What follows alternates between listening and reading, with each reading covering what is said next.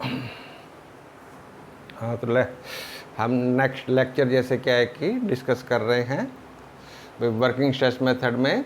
जो हमारा टॉपिक है how to find the moment of resistance और superimpose load for the given section of beam. ये आपको बीम सेक्शन दिया होगा, ठीक है, उसमें कितना एरिया ऑफ स्टील जैसे क्या है कि डला हुआ है वो भी दिया होगा, और जैसे क्या है कि ग्रेड ऑफ ये सब चीज़ें हमें जैसे गिवन होंगी। क्वेश्चन में जैसे दिया होगा उसमें डायमेंशन ऑफ बीम आपको पता होगी, area of steel in beam पता होगा, ग्रेड ऑफ स्टील पता होगा, एज वेल एज कंक्रीट का ग्रेड भी आपको पता होगा, ठीक है। तो अब जैसे क्या है कि हमारे जो स्टेप्स हैं to find the moment of resistance, वो जैसे क्या है कि हम वन बाय वन जैसे डिस्कस करेंगे। सबसे पहला जैसे स्टेप होगा भाई write the dimensions of beam की जो डायमेंशन जो आपको गिवन होगी वो लिखें। भाई बी आपको डायरेक्टली गिवन होगी, डी हो सकता है आपको निकालना पड़े with the help of overall depth. भाई आपको हो सकता है ओवरऑल डेप्थ गिवन हो, उससे फिर जैसे क्या है कि इफेक्टिव डेप्थ जैसे निकालेंगे, ठीक है। तो वो क्वेश्चन में जैसे आपको बताएंगे भाई उसमें से इफेक्टिव का और घटाने के बाद यानी कि बी डी जैसे कितनी कितनी है वो फाइंड आउट करेंगे। एरिया ऑफ स्टील AST वो आपको गिवन होगा, या तो डायरेक्ट वो एरिया ऑफ स्टील आपको निकाल सकते हैं। भाई 5 बार भाई 20 mm डाई की है तो आप जैसे निकाल लेंगे 5 इंटू जैसे पाई d² डिवाइड बाई 4 वाला फार्मूला लगा करके एरिया ऑफ स्टील यानी कि आप निकालेंगे।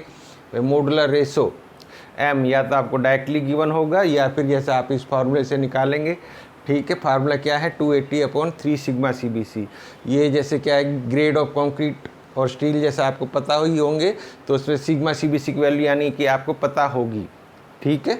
तो वो जैसे वैल्यू इसमें पुटअप कर देंगे तो इससे M की वैल्यू आ जाएगी, ठीक है। इसके अलावा सिग्मा CBC की वैल्यू कितनी है, सिग्मा ST की वैल्यू कितनी है, ये आपको न्यूमेरिकल में पता होगी, क्योंकि आपको ग्रेड ऑफ स्टील और कंक्रीट जैसे गिवन होगा तो उससे आप जैसे सिग्मा CBC और सिग्मा ST की वैल्यू जैसे क्या है कि रख देंगे, ठीक है। फिर है नेक्स्ट स्टेप, ठीक है। ये सब जैसे करने के बाद फिर जैसे क्या है कि हम सबसे पहले जो एक्चुअल न्यूट्रल एक्सिस की जो डेप्थ है वो निकालते हैं। Depth of actual neutral axis NA जैसे निकालते हैं यूजिंग द रिलेशनशिप, ये वाला रिलेशनशिप जैसे आपको बताया था भाई B into NA divided by 2 is equal to MAST into D minus NA divided by 3, ठीक है। B आपको पता होगी, ठीक है, M आपको पता होगी, एरिया ऑफ स्टील आपको पता होगी, D आपको पता होगी, केवल NA अननोन होगा। एक अननोन है NA जैसे वो आपको पता होगा, ठीक है। Only NA will be unknown. तो क्वाड्रेटिक एक्सप्रेशन बनेगा, इससे क्वाड्रेटिक एक्सप्रेशन बनेगा। क्वाड्रेटिक एक्सप्रेशन को जैसे क्या है कि आप पहले 8वीं क्लास में या 7वीं क्लास में जिस तरह भी आप सोल्व करते रहें इसको आप करेंगे इस फॉर्म में जैसे आपका एक्सप्रेशन बनेगा x² + bx + c, ठीक है। तो विल फॉर्म तो from which NA can be found out. इससे फिर आप NA एक्सप्रेशन से NA की वैल्यू निकाल लेंगे, ये वाला जैसे रिलेशनशिप यूज करते हुए। जैसे ये यदि इक्वेशन है तो इसमें x = ये होता है, तो इससे कंपेयर करेंगे उस एक्सप्रेशन को, ठीक है। तो फिर जैसे आपकी x की वैल्यू निकल आएगी, ठीक है। न्यूमेरिकल करेंगे और क्लियर हो जाएगा, ठीक है। तो फिर ये जैसे क्या है कि find the depth of critical neutral axis NC from the formula, ठीक है। NA की value actual depth of neutral axis के बाद critical depth of neutral axis जैसे हम निकालेंगे इस फार्मूले से, ठीक है। तो आप इसको जैसे क्या है कि चाहे तो ये फार्मूला यूज कर लें चाहे जैसे ये फार्मूला यूज कर लें, ठीक है।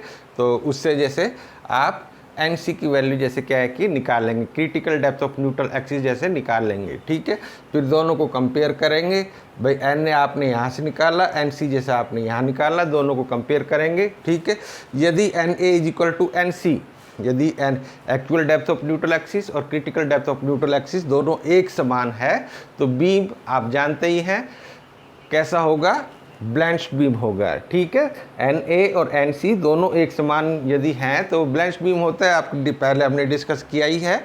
तो मोमेंट ऑफ रेजिस्टेंस आप किसी भी फार्मूले से निकाल सकते हैं, चाहे तो मोमेंट ऑफ रेजिस्टेंस = दिस इस फार्मूले से निकाल लें, चाहे मोमेंट ऑफ रेजिस्टेंस जैसे आप इस फार्मूले से निकाल लें। दोनों फार्मूला आप जैसे क्या है कि यूज कर सकते हैं, ठीक है।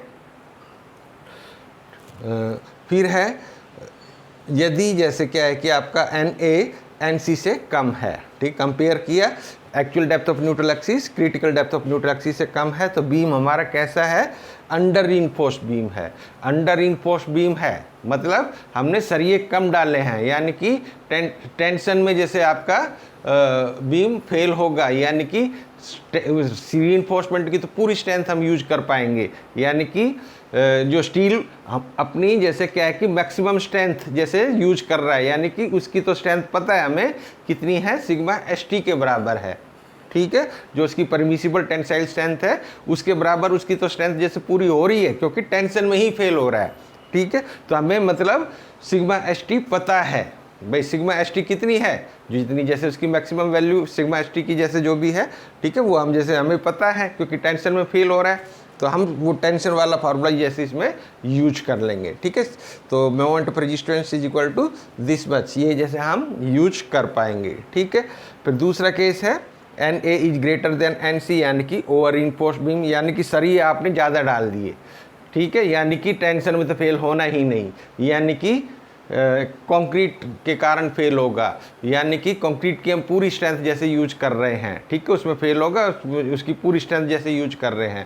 कंक्रीट की मैक्सिमम स्ट्रेंथ जैसे कितनी होती है, सिग्मा CBC के बराबर, ठीक है। तो हम मान के चल रहे हैं कंक्रीट में जैसे स्ट्रेस, कंक्रीट जैसे फुली स्ट्रेस्ड है, अप टू सिग्मा CBC जैसे स्ट्रेस्ड है, तो वो हम मोमेंट ऑफ रेजिस्टेंस के फार्मूले में क्या है कि जिसमें सिग्मा CBC इन्वॉल्व है वो फार्मूला जैसे हम यूज करेंगे, ठीक है, और मोमेंट ऑफ रेजिस्टेंस की जैसे जो वैल्यू है वो फाइंड आउट करेंगे, ठीक है। तो ये जैसे आपका मोमेंट ऑफ रेजिस्टेंस का जैसे जो हम निकाल पाएंगे, ठीक है, यदि जैसे वो ओवर इनपोस्ट है। तो इस टाइप से हम तीनों केसेज में से कोई सा भी केस हो तो मोमेंट ऑफ रेजिस्टेंस जैसे क्या है कि हमें पता चल जाएगा, ठीक है। उसके पश्चात भाई मोमेंट ऑफ रेजिस्टेंस जैसे आपने निकाल लिया, उसके बाद जैसे आपसे ये भी पूछा जा सकता है find the super imposed load, ठीक है, ऑन द बीम, बीम पर भाई जैसे क्या है कि बाह्य लोड कितना हम जैसे डाल सकते हैं, बाहरी लोड जैसे हम कितना डाल सकते हैं। एक तो जैसे क्या है कि उसका सेल्फ लोड बीम का, भाई जैसे ये बीम है सिंपली सपोर्टेड बीम ही है, ठीक है, तो एक तो इसका जैसे क्या है कि सेल्फ वेट भी काफ़ी ज़्यादा होता है, भाई इसको इग्नोर नहीं कर सकते, सेल्फ वेट भी जैसे होता है, ठीक है। तो सेल्फ वेट प्लस ये जो जैसे क्या है कि सुपर इम्पोज लोड, जो बाह्य लोड जो हम डाल रहे हैं, ठीक है, तो वो जैसे क्या है कि दोनों कंसीडर हमें करने पड़ेंगे, ठीक है। भाई जो टोटल जो यूडीएल है ये भी चाहे सेल्फ वेट है चाहे जैसे क्या है कि सुपर इम्पोज लोड है, वो कैसे एक्ट करता है बीम पर, यूडीएल के रूप में, यूनिफॉर्मली डिस्ट्रीब्यूटेड लोड के रूप में जैसे एक्ट करता है, ठीक है। तो जो टोटल यूडीएल जो बीम पर है वो कितना है भाई, डब्ल्यू सेल्फ, मतलब अब सेल्फ लोड के कारण जो यूडीएल है प्लस जैसे सुपर इम्पोज लोड वाला जैसे यूडीएल है, दोनों को जैसे जोड़ दें तो वो जैसे क्या है कि टोटल जैसे हमारा डब्ल्यू टोटल यूडीएल जो जैसे बीम पर एक्ट कर रहा है वो आ जाता है। तो वही जैसे हम कर रहे हैं भाई here total load on beam पर मीटर रन, भाई 1 मीटर जैसे यदि बीम चलता है, ठीक है, 1 मीटर की लेंथ यदि जैसे बीम की है तो उस पर कौन कौन सा लोड जैसे एक्ट कर रहा है, एक तो WS, ये W super impose load, W self, S means super impose load, ठीक है, एक तो ये WS, ठीक है, प्लस ये W सेल्फ, भाई इसका जैसे सेल्फ वेट पर मीटर रन, भाई बीम का पर मीटर रन जैसे कितना वेट है, ठीक है, ये दोनों मिलकर के जैसे क्या है कि W फॉर्म कर रहे हैं, जो जैसे मैक्सिमम बेंडिंग मोमेंट का जो फार्मूला है ना WL² डिवाइडेड बाई 8, तो इसमें ये जैसे W है तो इस W में भाई ये सुपर इम्पोज लोड भी है और ये जैसे सेल्फ लोड भी है, दोनों मिलकर के ये जैसे W बना रहे हैं, ठीक है। तो वही है, तो W सेल्फ इसमें कितना है भाई, 1 मीटर जैसे लंबा बीम है तो उसकी वो क्या है कि कितना वेट होगा, तो हम कैसे निकालेंगे भाई 1 मीटर लंबे बीम की वॉल्यूम इनटू जैसे क्या है कि डेंसिटी ऑफ कंक्रीट, ये डेंसिटी ऑफ जैसे RCC, ठीक है। तो उससे हम जैसे क्या है कि W सेल्फ पर मीटर रन जैसे हम निकालते हैं।